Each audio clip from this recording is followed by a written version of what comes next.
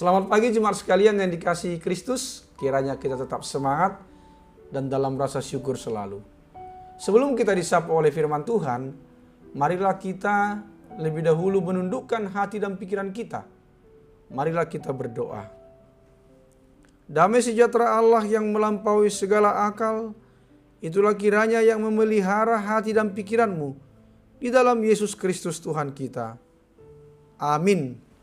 Firman Tuhan pada hari ini Selasa tanggal 13 September 2022 terambil dari Imamat 19 ayat 17. Firman Tuhan berkata, "Janganlah engkau membenci saudaramu di dalam hatimu, tetapi engkau harus berterus terang menegur orang sesamamu, dan janganlah engkau mendatangkan dosa kepada dirimu karena dia." Dalam bahasa Batak dikatakan, "Tang jadi hosomomu donganmu di bagasar roham. Alaikun marsipaingot ho tudonganmu, asa unang mania dosa ho ala ibana." Demikian bunyi firman Tuhan, topik menegur di dalam kasih. Jemaat Kristus yang saya kasihi, salah satu cara untuk menjaga hati dari kebencian adalah memberikan teguran secara terus terang. Teguran yang disampaikan di depan akan menjaga seseorang dari menebar fitnah di belakang. Melalui teguran, seseorang berusaha untuk menyelesaikan sebuah persoalan. Melalui fitnahan, seseorang sedang memperburuk keadaan. Frasa, "Janganlah engkau mendatangkan dosa kepada dirimu karena dia," ayat 17c, bisa dipahami dalam dua cara. Yang pertama, tidak mau menegur secara terus terang merupakan awal dari kebencian yang tersimpan di dalam. Kebencian biasanya muncul dari ketidaksenangan yang berlebihan dan tidak terselesaikan. Dengan menegur, seseorang sudah menyelamatkan dirinya dari dosa kebencian. Yang kedua, tidak mau menegur berarti turut terlibat dalam kesalahan orang lain.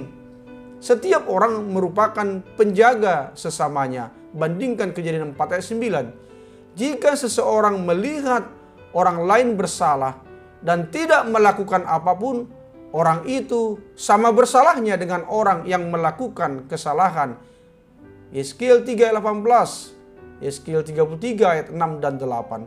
Dia juga tidak mengasihi orang itu, karena lebih baik teguran yang nyata-nyata daripada kasih yang tersembunyi.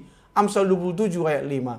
Terhadap sesama yang bersalah, orang Israel tidak boleh membenci, membalas, atau mendendam, melainkan wajib menegur atau mengingatkan. 19 ayat 17 sampai 18. Mengapa wajib menegur dan mengingatkan? Karena orang akan mengakui kesalahannya dan bertobat lewat teguran atau nasihat. Jemaat Tuhan yang saya kasihi, dalam sebuah percakapan dikatakan demikian. Seorang teman menegur saya atas sebuah kesalahan. Saya jadi membencinya dan tidak menyapanya selama beberapa waktu. Akhirnya, sebuah SMS darinya melunakkan hati saya. Aku menegur karena aku peduli. Aku tidak mau kamu melakukan kesalahan yang merugikan dirimu dan tidak menyukakan hati Tuhan. Saya terhenyak. Ternyata masih ada orang yang peduli dengan benar tidaknya tindakan yang saya lakukan. Seperti cerita di atas tersebut, akankah kita menegur atau justru mengabaikan teman yang melakukan dosa? Apakah kita hanya menonton jika saudara seiman kita melakukan perbuatan yang tidak menyukakan hati Tuhan? Berbohong, mencuri, atau bahkan lepas kendali dalam perkataan? Pada dasarnya, tidak ada manusia yang sempurna karena hanya Allah lah yang maha sempurna. Tetapi, janganlah kita justru selalu berdiri di balik alasan ketidaksempurnaan itu dan mengabaikan sebuah kesalahan. Ada kalanya Tuhan memakai hambanya untuk menyampaikan maksudnya. Mungkin kita khawatir orang yang kita tegur akan sakit hati dan membenci kita. Tetapi Tuhan mengatakan dalam firman-Nya bahwa kita wajib saling menegur seorang akan yang lain dalam kasih Kristus, agar kesalahan itu tidak dilakukan berulang-ulang. Bagaimana cara menegur yang baik dan penuh kasih?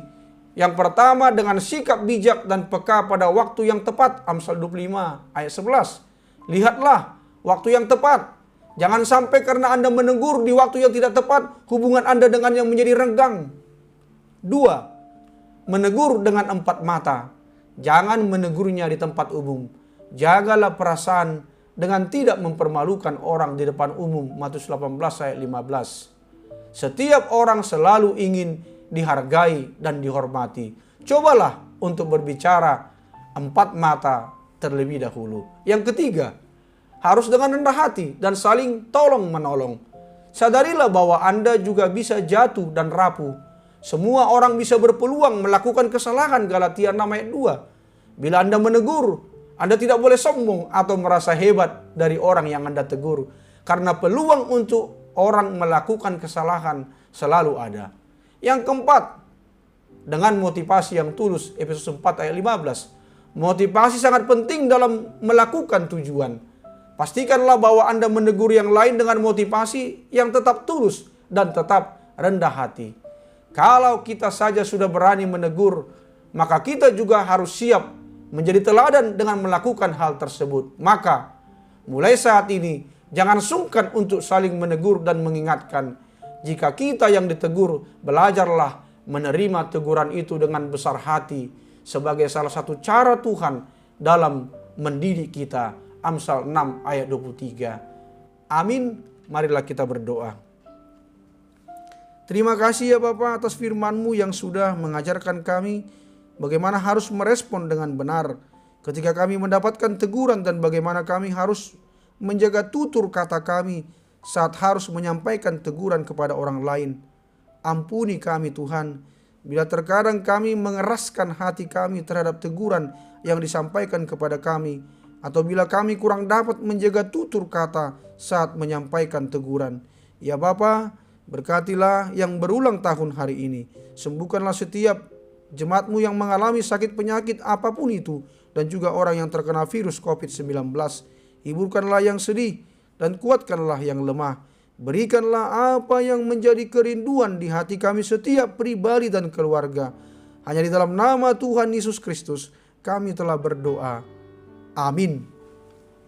Selamat pagi, selamat beraktivitas, salam sehat, tetap semangat dan bersyukur. Tuhan Yesus memberkati.